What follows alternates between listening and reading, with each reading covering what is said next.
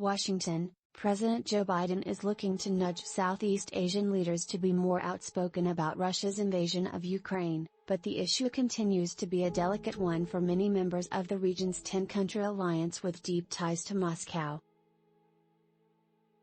Biden welcomed leaders from Association of Southeast Asian Nations to White House on Thursday night for an intimate dinner to kick off the two-day summit, the first meeting of the group to be held in Washington in its 45-year history.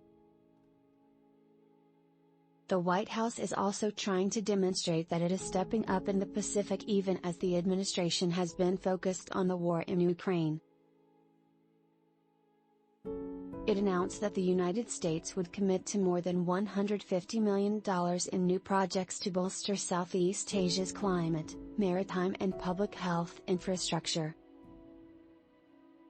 But Biden knows that finding consensus with ASEAN members on the Russian invasion could prove to be difficult.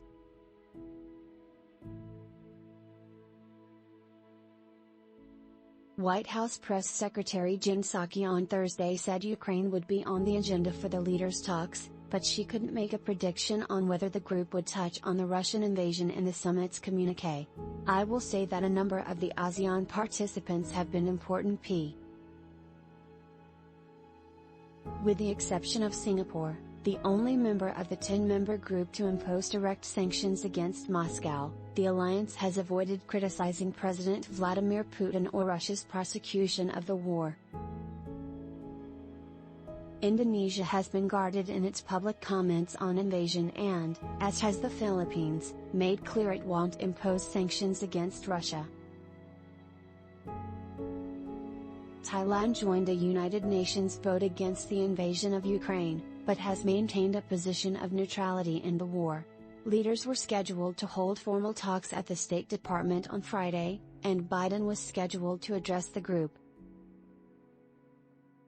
The ASEAN nations include Brunei, Cambodia, Indonesia, Laos, Malaysia, Singapore, Thailand, and Vietnam. The top leaders from ASEAN member Myanmar were barred from attending, while outgoing Philippines President Rodrigo Duterte dispatched Foreign Affairs Secretary Teodoro Locsin Jr. to represent his government. The summit comes before Biden's trip next week to South Korea and Japan, his first visit to Asia as president.